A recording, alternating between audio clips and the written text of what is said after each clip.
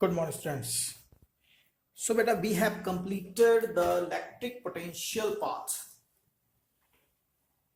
You know that we are on the second chapter of Unit 1, electrostatic potential and capacitance. Potential is completed.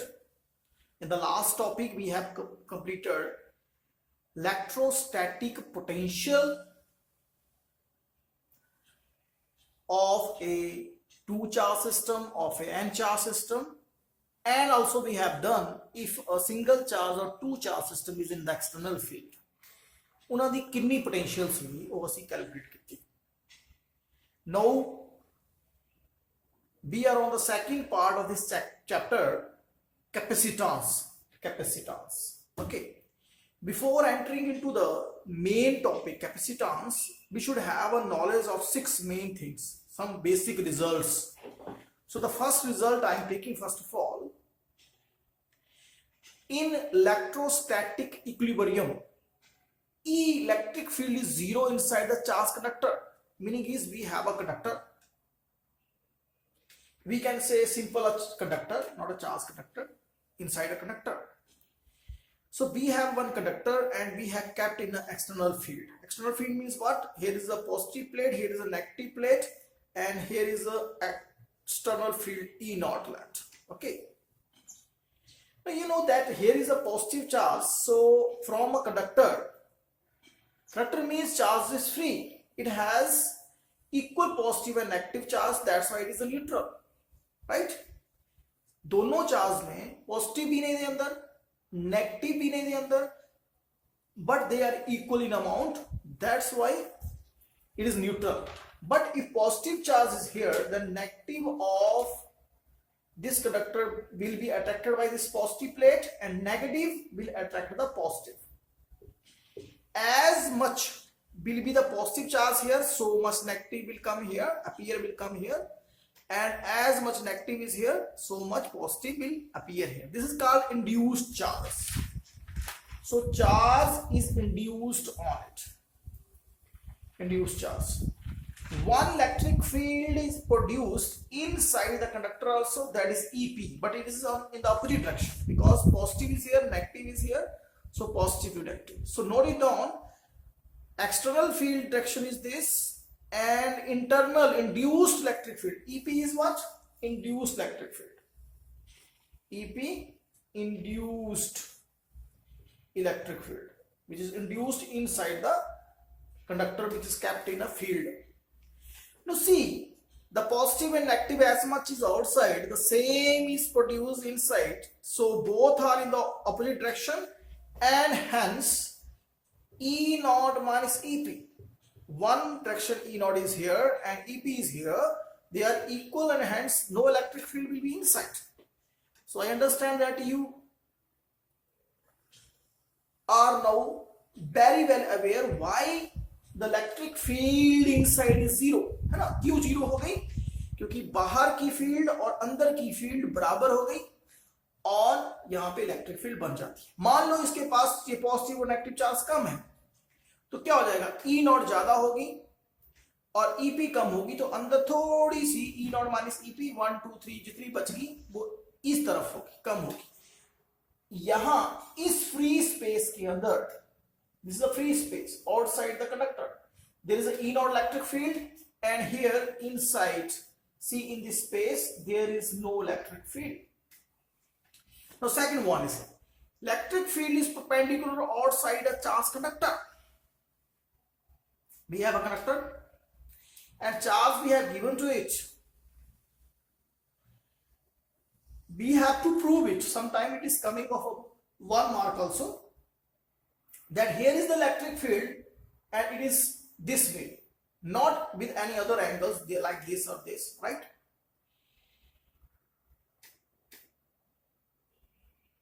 मान लो बेटा आपने क्या किया, एक कमरे के अंदर जो प्लेन सरफेस है पानी उड़ेल दिया, ये पूरा होता ग्लास ऑफ वाटर, तो पानी जो है फ्लो करेगा और एक जगह रुक जाएगा. जब वो रुक गया तो वो इक्विलिब्रियम में आ गया ना, बराबर डिस्ट्रीब्यूट हो गया जितनी जगह.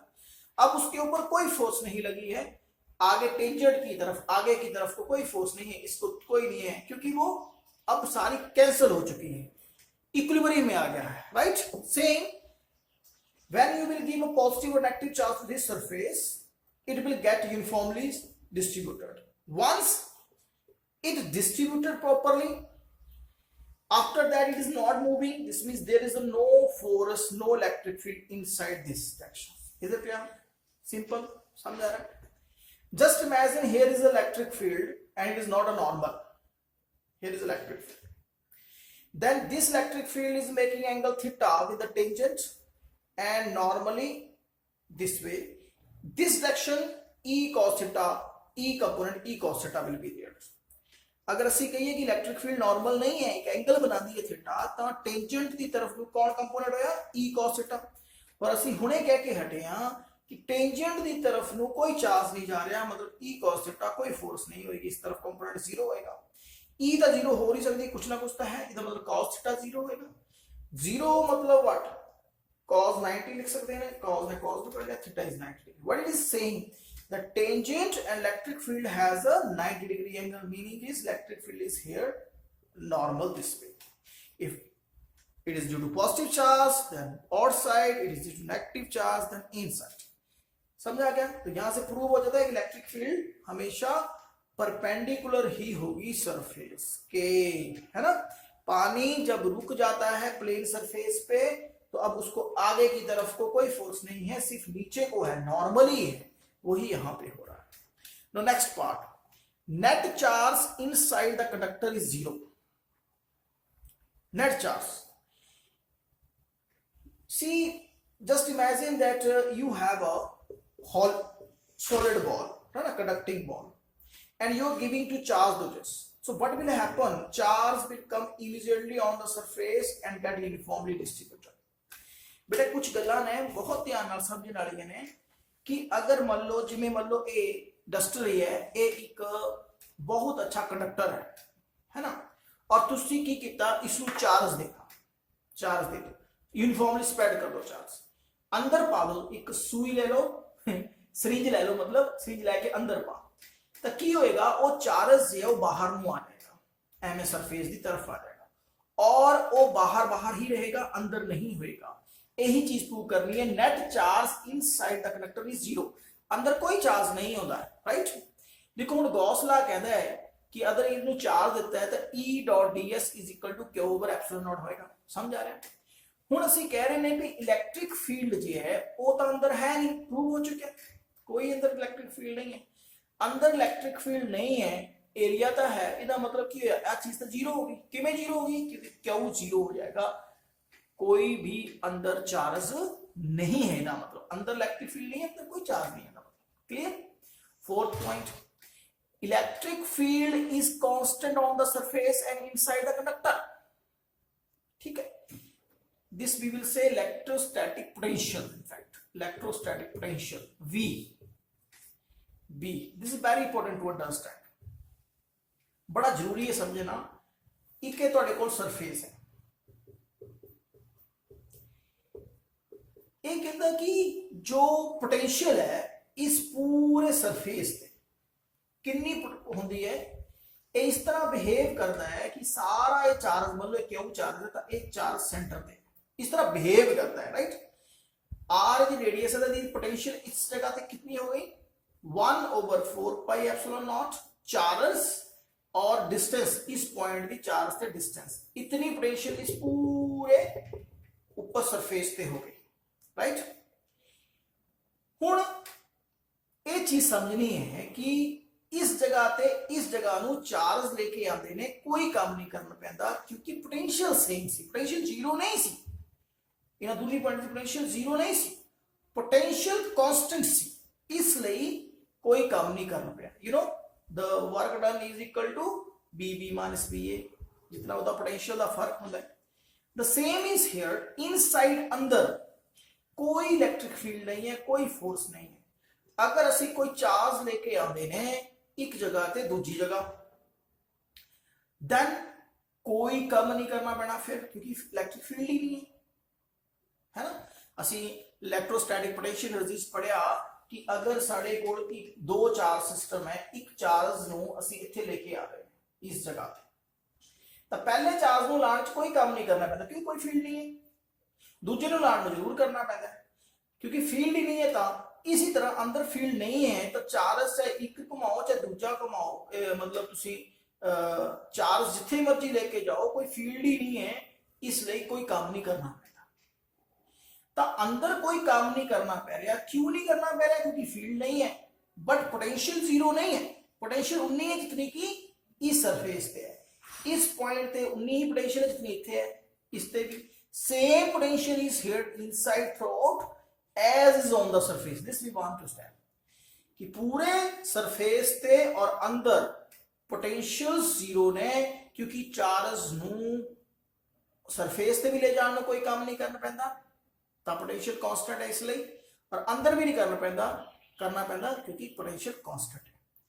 Fifth point, electric field at the surface is sigma over epsilon not. ये तुसी कढ़ चुके हो एक कंडक्टिंग शैल की वजह के नाल इलैक्ट्रिक फील्ड गॉस थ्योरम की इतनी होंदी है, दसण की लोड़।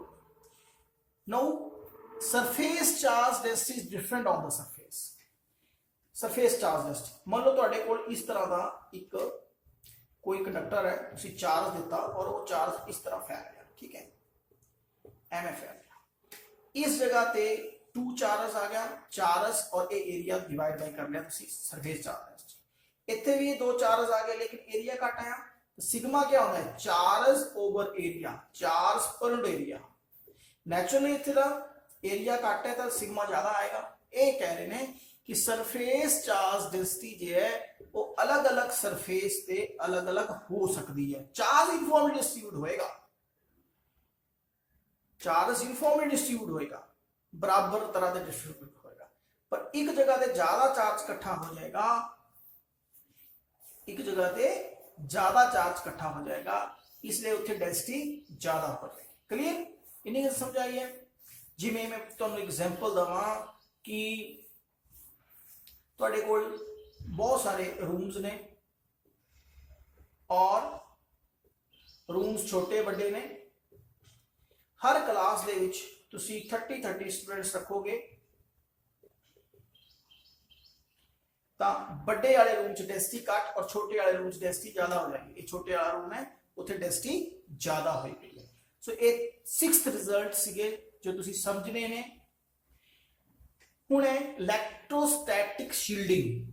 Electrostatic shielding, electrostatic shielding is the phenomena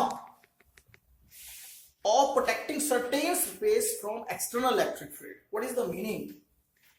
देखो एक पॉजिटिव चार्ज है, एक असी कंडक्टर रख लिया एंड पॉजिटिव चार्ज के नाल इस तरह फील्ड होती है। This positive will attract the negative and repel the positive of it and electric field outside will be there, right? Clear हो गया? अंदर कोई इलेक्ट्रिक फील्ड नहीं है। हुण मान लो तुसी अंदर कोई चीज रखनी, कैमरा रखना है जो कि असी प्रोटेक्ट करना है, इस फील्ड से तो प्रोटेक्ट होएगा, अंदर कोई फील्ड नहीं है, right? If you will do the earthing of this, earthing मतलब अर्थ ਨੂੰ ਬਾਹਰ ਦਬਾਓਗੇ ਤਾਂ ਇਹ ਸਾਰੀ ਇਲੈਕਟ੍ਰਿਕ ਫੀਲਡ ਤੋਂ ਖਤਮ ਹੋ ਜਾਏਗੀ, अर्थ ਨੂੰ ਚਲੇ ਜਾਏ। ਕਲੀਅਰ? ਤੁਸੀਂ ਇੱਕ ਬਿਗ ਬੈਂਗ ਥਿਉਰੀ ਪੜ੍ਹੀ ਹੋਣੀ ਹੈ। ਬਿਗ ਬੈਂਗ ਥਿਉਰੀ ਕੀ ਕੀਤਾ? ਜ਼ਮੀਨ ਦੇ ਵਿੱਚ ਇੱਕ ਬਹੁਤ ਵੱਡੇ ਖੱਡਾ ਕਰਕੇ ਅੰਦਰ ਦੇਖਿਆ ਗਿਆ ਵੀ ਯੂਨੀਵਰਸ ਕਿਵੇਂ ਬਣਿਆ ਹੈ ਨਾ, ਤਾਂ ਉੱਥੇ ਬਹੁਤ ਸਾਰੇ ਕੈਮਰੇ ਲਾਏ ਗਏ, ਬਹੁਤ ਸਾਰੀ ਹੀਟ, ਬਹੁਤ ਸਾਰੀ ਇਲੈਕਟ੍ਰਿਕ ਫੀਲਡ ਬਣੀ ਹੋਣੀ, ਸਾਰੇ ਕੈਮਰੇ ਦਾ ਮੈਲਟ ਹੋ ਜਾਣੇ। ਤਾਂ ਇਹਨਾਂ ਕੈਮਰਿਆਂ ਨੂੰ ਬਚਾਉਣ ਲਈ ਇਲੈਕਟ੍ਰੋਸਟੈਟਿਕ ਸ਼ੀਲਡਿੰਗ ਕੀਤੀ ਗਈ। ਇਹਨਾਂ ਨੂੰ ਇੱਕ ਕੰਡਕਟਿੰਗ ਮਟੀਰੀਅਲ ਦੇ ਵਿੱਚ ਰੱਖਿਆ ਗਿਆ, ਅੰਦਰ ਫੀਲਡ ਜ਼ੀਰੋ ਹੋ ਗਈ ਔਰ ਇਹ ਬਚੇ ਰਹੇ ਸਾਰੇ, ਜਿੰਨਾ ਵੀ ਕੁਝ ਅੰਦਰ ਪ੍ਰੋਸੈਸ ਹੋਇਆ ਉਸ ਨੂੰ ਨੋਟ ਕਰ ਲਿਆ ਗਿਆ। Now we can move to the basic topic capacitance. Capacitance क्या चीज है? The ability of a conductor to store electric charge is known as its electrical capacitance. बेटा एक चीज का ध्यान रखना है कि एक बकेट होती है, उस बकेट दे विच तुसी पानी पा सकते हो, कितनी उहदे विच पानी आएगा ओदी कैपेसिटी है ना। देखो वाटर कितना पाओगे, इतने चार्ज पावांगे, पानी पाके हाइट बढ़ती है और इतने पोटेंशियल बढ़ती है। ये चीज़ें नोट कर रहे। देखो मैं आ रहा है चीज से एक तुसी ਬਕਟ ਨੂੰ ਇੱਕ ਸਮਝ ਲਓ ਇੱਕ ਕੰਡਕਟਰ ਹੀ ਹੈ, ਤੁਸੀਂ ਚਾਰਜ ਦੇ ਰਹੇ ਹੋ, ਕਿੰਨਾ ਚਾਰਜ ਸਟੋਰ ਕਰ ਸਕਦਾ ਹੈ, ਉਹ ਇਹਦੀ ਕੈਪੈਸਿਟੀ ਹੈ। ਜਿੰਨਾ ਤੁਸੀਂ ਇਹਨੂੰ ਚਾਰਜ ਦੋਗੇ, ਜਿੰਨਾ ਪਾਣੀ ਦੋਗੇ ਉਨੀ ਹਾਈਟ ਵੱਧਦੀ ਹੈ। ਉਸੇ ਤਰ੍ਹਾਂ ਜਿੰਨਾ ਤੁਸੀਂ ਚਾਰਜ ਦੋਗੇ ਇਸ ਨੂੰ, ਉਹਦੇ ਅਨੁਸਾਰ ਇਹਦੀ ਪੋਟੈਂਸ਼ੀਅਲ ਵੱਧਦੀ ਹੈ। by giving charge q to the conductor its potential increases, उसकी potential बढ़ती है। जितना चार्ज देंगे उतनी potential बढ़ेगी। q is directly proportional to b, proportionally change with the capacity, is constant of proportionality and called capacity of a capacitor, right? Capacitance, capacitor एक substance होया, ਉਹਦੇ ਚ कितनी capacity है, ओ capacitance हो गई, right? So capacity C is equal to Q over V. Definition आ गई, capacity क्या है, चार्ज और पोटेंशियल की रेशियो है। Capacity of a conductor, conductor नहीं होती है कैपेसिटी, है ना, कंडक्टर भी चार्ज लेगा, is the ratio of the charge given to the conductor and potentials raised, और कितनी होती पोटेंशियल बढ़ रही है, राइट? कैपेसिटी फैरड साइंटिस्ट ने इंट्रोड्यूस की, इसलिए फैरड दे नाल ते है या F small and abbreviation F नाल करते हैं। एक कैपेसिटर दी कैपेसिटी 1 फैरड कद होएगी? एक बकेट है 1 लीटर पानी स्टोर कर दी है, मान लो, किवें कहांगे, इसदा मतलब यह होया कि 1 लीटर पानी पाया और उसकी फुल हाइट बढ़ गई, 1 लीटर का हो गया, सिंपल।